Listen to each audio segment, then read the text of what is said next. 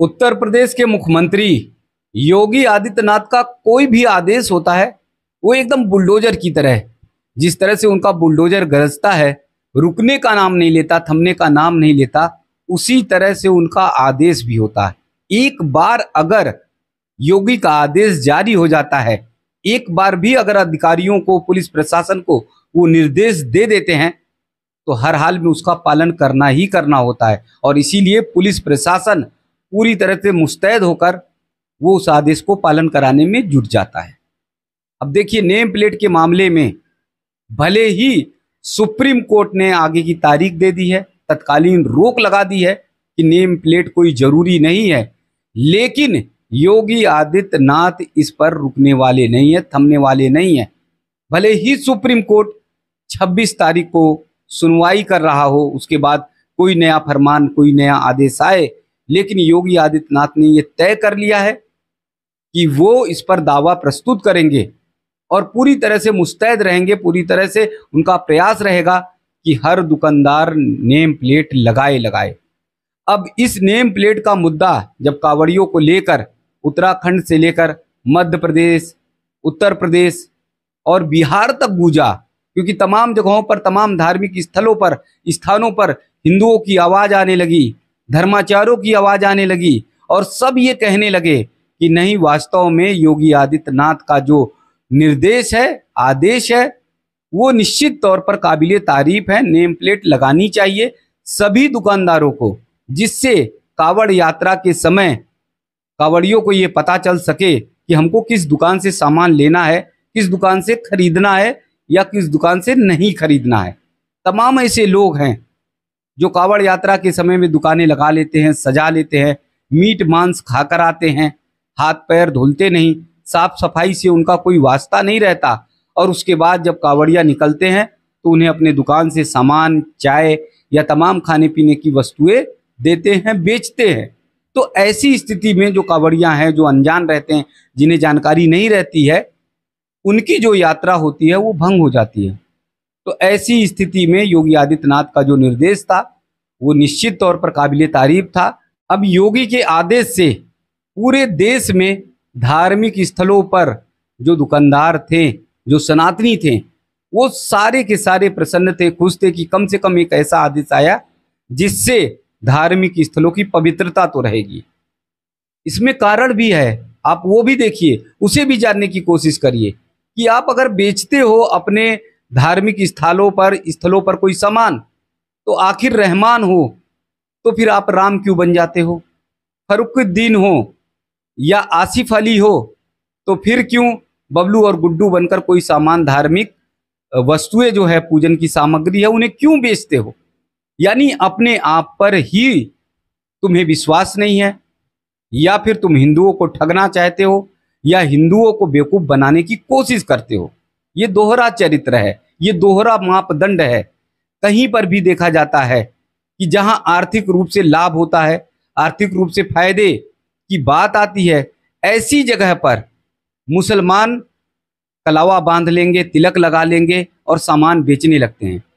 लेकिन अगर उन्हें कहीं किसी जगह पर किसी हिंदू भाई ने तिलक लगा दिया, कलावा बांध दिया, तो फिर उनका धर्म भ्रष्ट हो जाता है, फिर तुरंत वो नाराज हो जाते हैं। यहाँ तक कि मुल्ला और मौलवी हों तो फतवा तक जारी करने के लिए तैयार हो जाते हैं और वो ये कहते हैं कि ये धर्म को भ्रष्ट कर दिया गया। फिर आखिर तुम्हारा उस समय धर्म क्यों नहीं भ्रष्ट होता, जब हिंदू के 30 त्योहारों पर, देवी मंदिरों पर, देव स्थानों पर, वहां पर पूजन सामग्री, चाहे सिंदूर हो या फिर कोई रंग हो, तिलक हो, उसे बेचते हुए दिखाई देते हो। वो तुम्हारे हाथों में तो कम से कम लगता है, तुम्हारे शरीर में तो लगता है, तो उस समय तुम्हारा धर्म भ्रष्ट नहीं होता। लेकिन अगर किसी हिंदू भाई ने कभी तिलक भूल से लगा दिया या कभी कलावा बांध दिया तो तुम्हारा धर्म भ्रष्ट हो जाता। तो जैसा मैंने पहले बताया कि ये दोहरा मापदंड है, दोहरी मानसिकता है, और अब ये कतई नहीं चलेगी, क्योंकि योगी आदित्यनाथ पूरी तरह से तैयार हो गए। सुप्रीम कोर्ट भले ही इस पर सुनवाई की डेट दे रहा है, तत्कालीन रोक लगा दी है, लेकिन योगी आदित्यनाथ के बारे में जानना चाहिए। जैसा मैंने पहले बताया कि एकदम बुलडोजर की तरह उनका आदेश होता है। इसी बुलडोजर के से योगी जी ने, चाहे मुख्तार अंसारी हो, चाहे अतीक अहमद हो, और चाहे बड़े बड़े माफिया गुंडे हों, सबको नेस्तनाबूद कर दिया। उनकी बड़ी बड़ी संपत्तियां जो अवैध थी उस पर बुलडोजर चलाकर उसे जमींदोज कर दिया।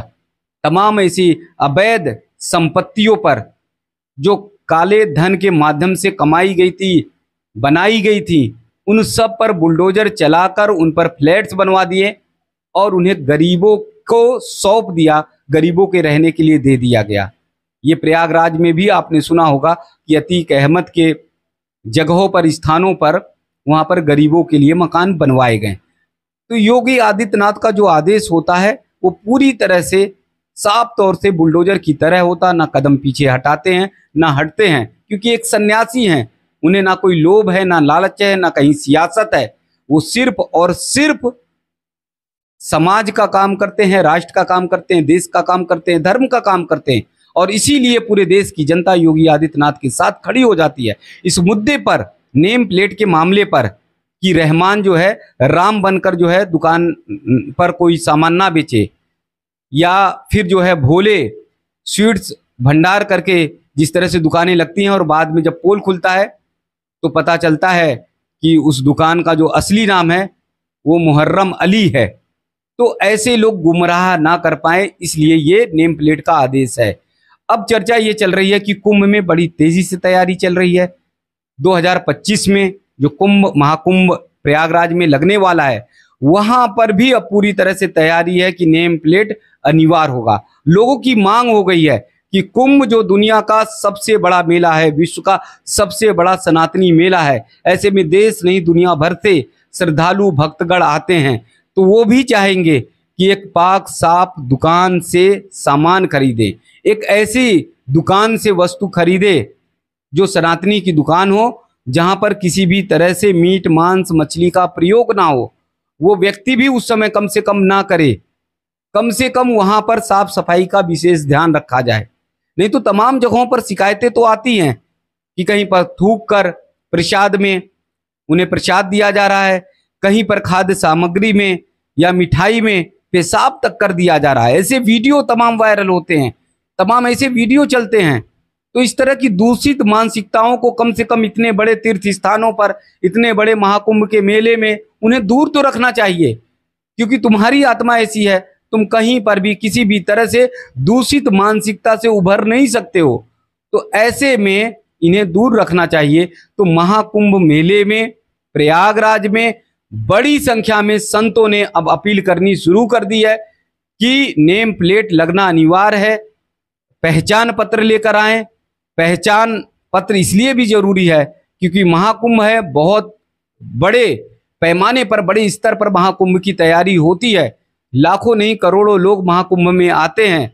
तो ऐसे में कहीं पर भी कोई गड़बड़ी ना करे, कहीं पर भी कोई किसी तरह का विवाद ना करे, तो इसलिए नाम पता जरूर होना चाहिए। तो इसलिए कुंभ मेले में भी नेम प्लेट लगेगा, और ये योगी आदित्यनाथ नहीं कराएंगे, पूरे देश भर की जो जनता है, पूरे देश भर के जो श्रद्धालु हैं, वो उनसे मांग करेंगे। और जब पूरे देश भर में पूरी तरह से मांग उठेगी, पूरे देश भर में कोने कोने से आवाज आने लगेगी, पूरा संत समाज जब कुंभ में एक स्वर में आवाज उठाएगा कि नेम प्लेट लगनी जरूरी है, किसी भी तरह से वो रहमान को राम बनते हुए नहीं देखना चाहते कि वो धोखा देकर कोई सामान बेचे, कोई वस्तु बेचे, और जिसे वो ग्रहण करे, तो उनकी जो कुंभ का मेला है, जो व्रत है, जो उत्सव है, जो उनका उपवास है, वो सब जो है खंडित हो।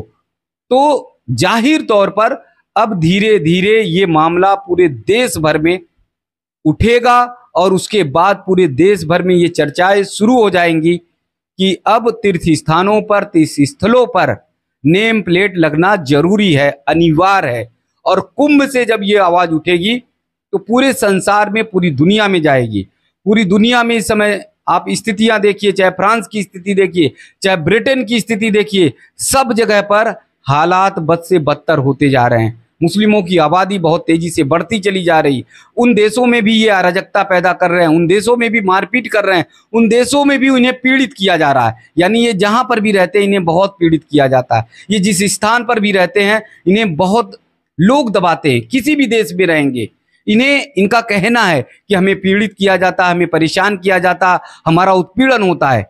हर देश में कहीं पर भी, अपने भी देश में, सीरिया में देख लीजिए, अरब कंट्री में भी देख लीजिए, इराक ईरान में भी देख लीजिए, जहां पर भी रहे हैं ये लड़ते और मरते रहे हैं, एक दूसरे की गर्दन काटते रहे, एक दूसरे को मरने और मारने पर तैयार होते रहे। तो अपने देश को भी ये बर्बाद करते हैं जहां पर रहते हैं। और विदेश में अगर इन्हें भूल बस कहीं शरण दे दी गई और इनकी संख्या अधिक बढ़ी तो वहां पर भी जाकर उत्पात मचाने का काम करते हैं, वहां पर भी अराजकता मचाने का काम करते हैं, फैलाने का काम करते हैं।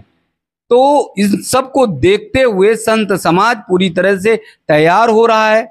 जैसा कि जूना अखाड़े के संरक्षक हरिगिरी महाराज जी ने ऐलान कर दिया है कि कुंभ मेले में कोई भी आए उसका नाम पता पूरी तरह से आइडेंटिटी उसकी एकदम क्लियर होनी चाहिए, वो पूरी तरह से साफ तौर पर पता होना चाहिए कि कौन है, कहाँ से आ रहा, किस स्थान से आ रहा, किस धर्म को मानने वाला, ये पूरी तरह से जानकारी होनी चाहिए।